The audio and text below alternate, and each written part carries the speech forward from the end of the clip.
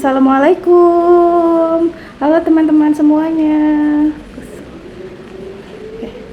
Oke, di sini ada siapa? Nanum. Ada Nanum. Oke teman-teman, di sini saya mau membacain komen dari teman-teman semua yang sudah masuk ke akun aku di Instagram dan di YouTube terkait umroh mandiri. Ada beberapa pertanyaan yang mungkin belum terjawab sama saya, jadi di sini saya coba jawabin semua pertanyaan teman-teman langsung. Jadi nanti disimak aja untuk pertanyaannya dan jawabannya. Oke, kita langsung mulai aja. Pertanyaan pertama, dari Jeddah kenapa tidak langsung ke Mekah saja Kak? Kan lebih dekat. Baru setelah itu dari Mekah ke Madinah. Jadi dari Jeddah memang lebih dekatnya ke Mekah ya secara jarak. Nah, untuk kondisi umroh kalau itu kan sebenarnya sebelum kita umroh ke Mekah itu kan kita perlu mengambil mikot. Nah, beberapa tempat mikot itu kan udah ada ketentuannya. Jadi kenapa kita milih dari Jeddah ke Mekah ke Madinah dulu?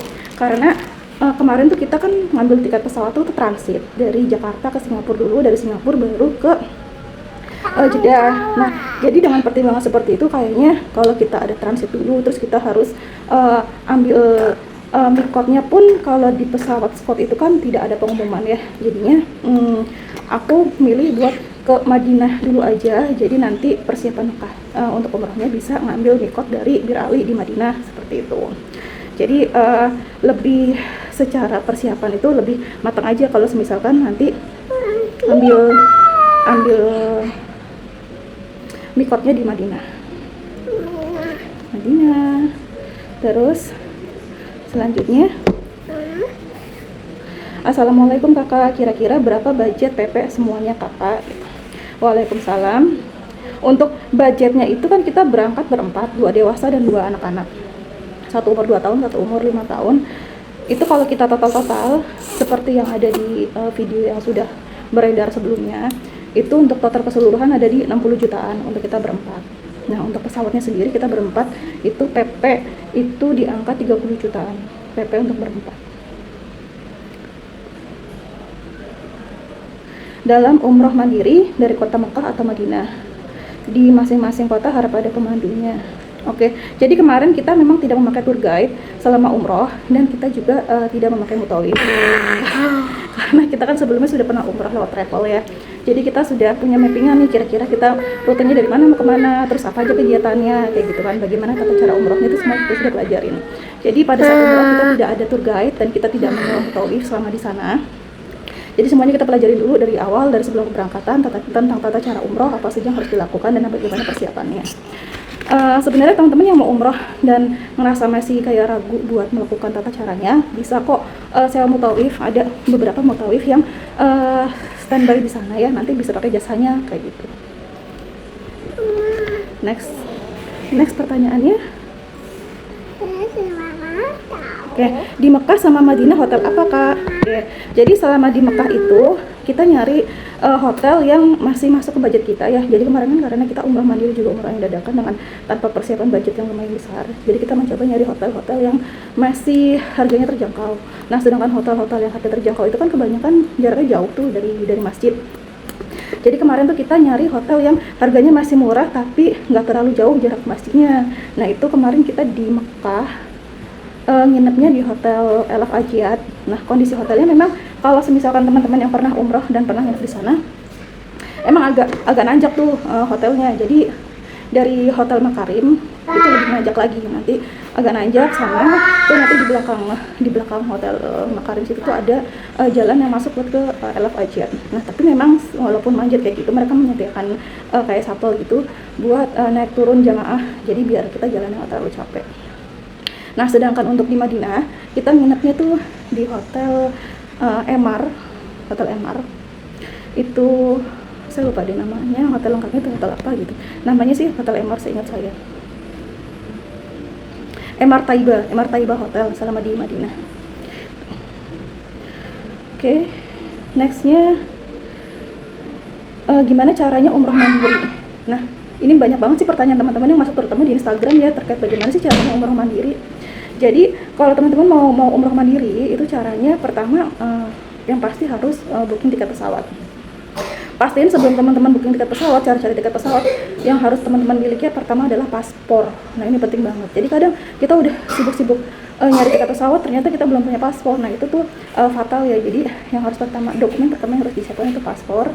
Habis itu baru nanti teman-teman cari tiket pesawat. Setelah cari tiket pesawat, kemudian nanti udah beli, baru nanti kemudian booking hotel. Setelah booking hotel itu nanti tinggal ngurus transportnya selama di sana. Terus nanti habis itu selain transport, terakhir adalah ngurus visanya selama di sana bagaimana.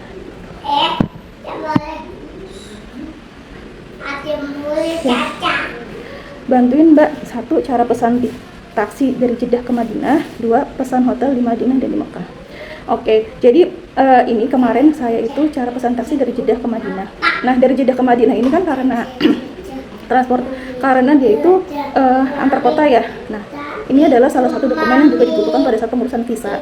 Jadi kita perlu settle bahwa kita dari Jeddah ke Madinah itu menggunakan apa. Jadi sebelum kita berangkat umroh, nah saya itu sudah pesan dulu untuk tiket transportasi dari Jeddah ke Madinah lewat Hujjah Travel. Nah di situ nanti saya dapat bookingan pada saat tiba di Bandara Jeddah, nanti kita akan dijemput oleh taksi yang sudah kita pesan itu.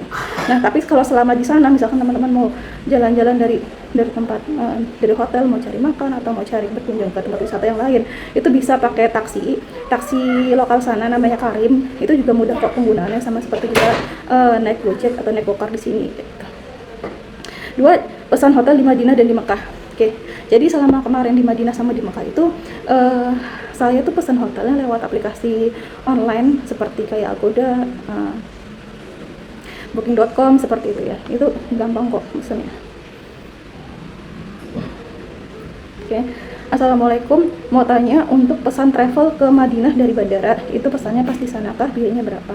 Oke, itu pesannya tuh pada saat kita masih di Indonesia. Jadi sebelum kita berangkat, kita sudah pesan dulu. Saya tuh pesan ke Hujjah Travel dulu. Saya pastikan bahwa saya mau pesan saya mau booking untuk perjalanan dari Bandara Jeddah ke hotel di Madinah. Nah nanti dia akan kasih tuh reservasinya. Misalkan kita ditanyain jumlah orangnya berapa, terus juga barang bawaan kita berapa banyak, kayak gitu. Nanti akan disesuaikan dengan kendaraan yang akan bisa disewa. Terus untuk secara pembayarannya sendiri mereka memberikan pilihan mau bayar pakai cash pada saat setelah selesai perjalanan atau bisa menggunakan transfer kayak gitu. Nah kemarin tuh saya menggunakan cash ketika sudah kita sampai di hotel seperti itu.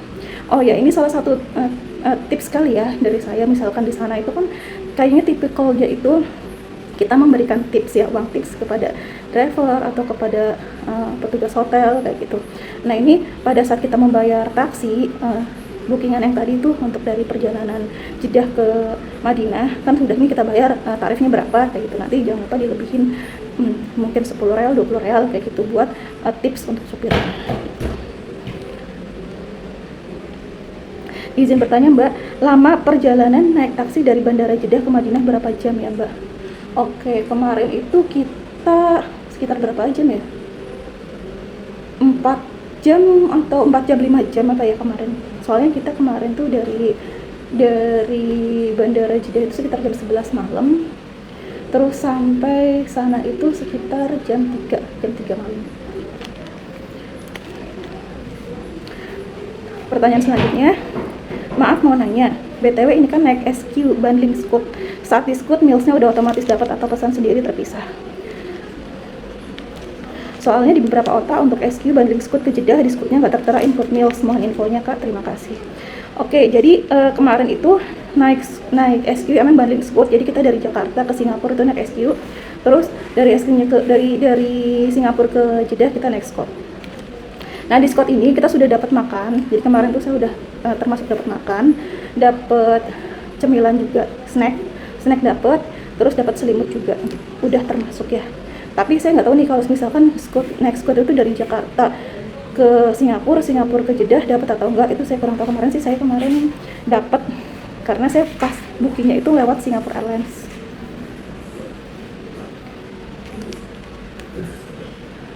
Oke. Pertanyaan selanjutnya, Masya Allah, semoga bisa kembali lagi mengunjungi Baitullah ya Allah, amin. Jadi pengen juga umrah mandiri bersama keluarga. Spill budgetnya dong Mbak buat referensi. Terus bagaimana cara urus visanya? Oke, budgetnya seperti tadi yang sudah saya ceritakan. Terus gimana cara urus visanya? Nah untuk urus visa ini, kalau kita perorangan itu memang tidak bisa mengurus sendiri lewat link-link yang untuk kita daftar visa ke Saudi Arabia. Jadi memang harus lewat beberapa provider visa. Jadi nanti teman-teman cari aja provider visa yang teman-teman bisa percaya untuk melakukan umroh. Nah, nanti bisa dibantu oleh mereka. Kebetulan saya juga salah satu agen untuk visa umroh. Jadi misalkan teman-teman butuh untuk umroh untuk pembelian visa, bisa hubungin saya langsung aja lewat DM Instagram. Oke, pertanyaan selanjutnya, kenapa nggak mikot di kereta cepat? Nah, dari Madinah ke Mekah itu kita menggunakan kereta cepat. Nah, kenapa nggak mikot di situ aja? Karena itu kan kereta cepat tuh cepat banget ya. Kita nggak tahu kapan waktu di perbatasan mana kita bisa mengambil mikotnya. Jadi untuk jaga-jaga, ini mah jaga-jaga aja. Jadi lebih tenang. Kita dari hotel ambil mikot dulu ke Bir Ali. Kita sholat sunnah dulu di Bir Ali, ambil mikot di sana, baru kita langsung ke stasiun Haramain yang ada di Madinah. Tapi bagi beberapa teman-teman yang mau langsung mikot di kereta juga bisa gitu. Misalkan teman-teman sudah aware di mana letak pengambilan mikotnya, posisinya di mana, ya silahkan, nggak apa-apa. Oke. Bawa stroller dari Indo. Oke. Jadi dari Indonesia tuh bisa bawa stroller. Jadi nanti teman-teman pas pesawat itu strollernya itu nanti bisa dilakukan pada sampai ini gate masuk pesawat, nanti setelahnya bisa ambil setelah sampai di bandara Jeddah gitu kan ya.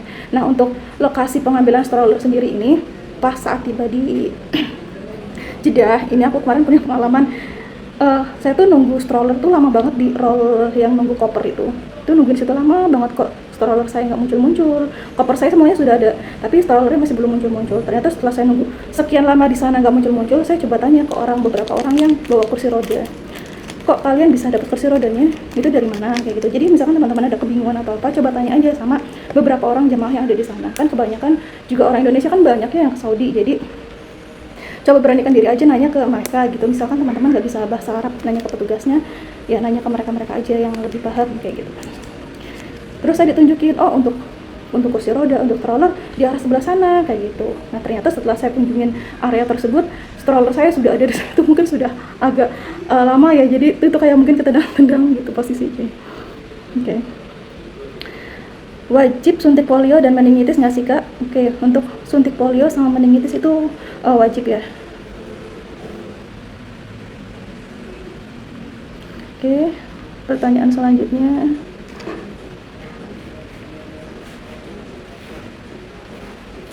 Oke. Mohon info perlengkapan dokumen serta biayanya, saya mohon. Oke, untuk biaya seperti yang tadi saya sudah jelaskan, biayanya itu untuk kami kemarin tuh umroh di Desember 2025 berempat, 2 dewasa dan 2 anak-anak, itu totalnya 60 juta. Itu udah semuanya, udah tiket, udah hotel, udah visa, udah vaksin, udah makan, udah transport, itu udah semuanya, harganya segitu. Nah, sebenarnya semuanya balik lagi ke teman-teman ya. Teman-teman tuh mau mengejar, misalkan mau mengejar yang budgetnya murah atau mau mengejar kenyamanan kayak gitu. Kalau kemarin karena saya terbatas pada budget, jadi kita coba cari beberapa budget yang lebih murah aja gitu. Nah, untuk makan pun kita mencoba menghemat, jadi kita tuh nggak yang makan di luar. Nah, karena kita pesan hotelnya itu yang tidak include makan dan kita tidak makan di luar, jadi saya memangkalnya dengan membawa rice cooker dari rumah. Jadi bawa beras, bawa rice cooker, bawa lauk yang sudah matang. Jadi di sana itu untuk urusan makan kita lebih mandiri lah kayak gitu, tidak mengandalkan semuanya harus beli dulu di luar kayak gitu. Nah, untuk perlengkapan dokumennya apa aja? Nah, dokumennya memang yang perlu dibutuhkan adalah ya tiket pesawat, terus paspor, visa, kayak gitu sih.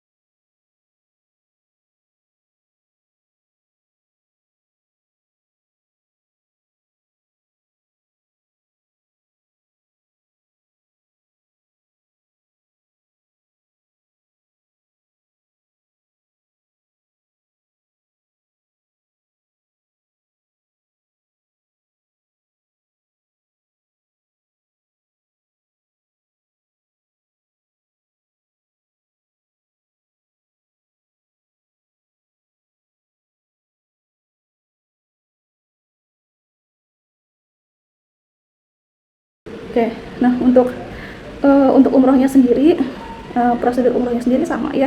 Pertama tuh kita ngambil mikot dulu, ambil mikot, abis ngambil mikot terus nanti kita kan ihram juga, pakai baju ihram kayak gitu kan, sholat sunnah ihram.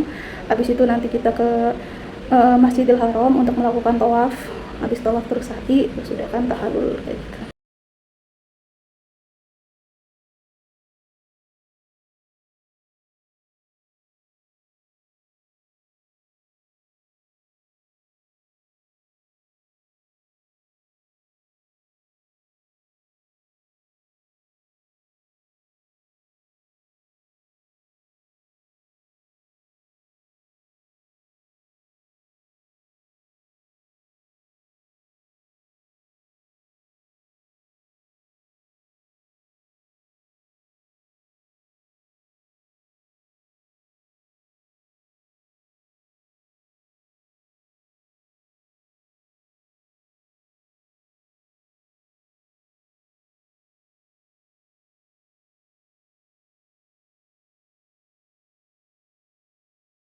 Kalau cuma transit beberapa kali di bandara luar negeri, apakah juga butuh visa, Kak? Nah, jadi kalau visa ini tergantung ya kalian tuh transitnya di negara mana. Kalau saya kan kemarin di Singapura ya, jadi karena Singapura itu memang bebas visa buat warga Indonesia selama 30 hari. Jadi saya nggak bikin visa kayak gitu. Dan kalau teman-teman transit di negara yang memang harus mengharuskan pakai visa, nah itu lebih baik teman-teman bikin visa untuk transit di negara tersebut. Apabila memang teman-teman ada keinginan untuk transit di negara tersebut, mau keluar imigrasi kayak gitu, nah itu bikin visanya. Berapa hari Kak umrohnya itu, Kak?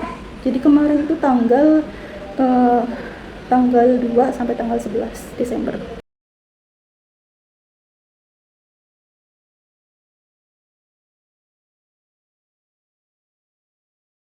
Oke, pertanyaan selanjutnya. Nah, pertanyaan selanjutnya, Kak, gimana nanti yang bimbing tawaf dan lain-lain, atau kita belajar sendiri sebelumnya? Oke, jadi sebenarnya ini ada opsi ya, kalian mau umrah sendiri atau umrah didampingin oleh mutawif. Nah, kalau didampingin oleh mutawif, kalian juga bisa misalkan kontak beberapa mutawif yang ada di sana, kalian minta jasa mereka untuk pendampingan umroh kayak gitu ya. Nah, kalau kontak mutawif ini saya ada beberapa kontak, terus saya juga mempertanyakan mereka gitu. Misalkan ini saya kan posisinya ada di Madinah, untuk melakukan umroh ke Mekah ini mutawifnya jasanya berapa dan pendampingannya dari mana kayak gitu kan. Setelah saya cari-cari tahu, ternyata mereka mendampingi itu umroh pada saat kita sudah tiba di Mekah, sudah di hotel, terus baru mereka akan baru mendampingi kita kayak gitu. Jadi tidak dari Madinahnya kayak gitu, karena tidak dari Madinahnya ya aku pikir ya udahlah saya melakukan umroh sendiri saja. Jadi sebelum berangkat umroh saya tuh sekeluarga tuh belajar tata cara umroh, mengulang lagi dulu pas umroh bareng pakai travel itu apa saja yang kita lakukan, terus kita pelajari ulang dan kita ingat-ingat apa aja sih yang harus kita baca, apa yang harus kita lakukan kayak gitu.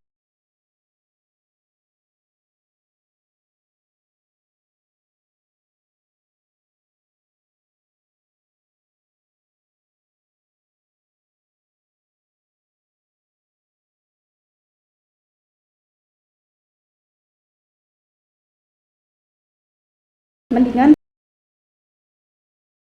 dipendekin lagi. Jadi misalkan kalian travelingnya di Januari 2027 ya cari-cari hotelnya mungkin 3 bulan mendekati perjalanan kayak gitu. Kalau setahun mendekati perjalanan rasanya tuh nggak terlalu banyak hotel-hotel yang menampilkan data.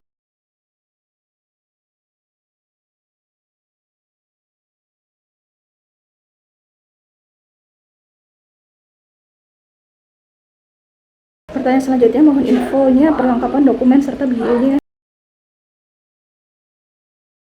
Pertama gamis umroh ya untuk yang cewek. Nah, untuk bawa gamis itu nggak usah terlalu banyak. Jadi misalkan kalian umroh mau 9 hari gitu kan, itu mungkin 4 aja cukup kayak gitu kan, nggak usah terlalu banyak bawaan itu. Terus untuk yang laki-laki jangan lupa bawa ihram dan ihram. Misalkan kalian nggak bawa pun di Mekah atau Madinah juga banyak yang jualan kayak gitu. Di Masjid Aisyah. Jadi karena umroh pertama itu pakai kain ihram yang bawa dari Indonesia itu terlalu tipis. Nah, pada saat di Masjid Aisyah itu ada beberapa orang yang menjual kain ihram, nah kita beli di sana. Terus kalau untuk perlengkapannya sama aja sih semuanya dengan umroh-umroh yang udah bertebarannya infonya ya. Paling kalau untuk perlengkapan umroh bersama anak ini sih yang nanti perlu ada detail yang tersendiri. Nanti coba saya buatin videonya ya.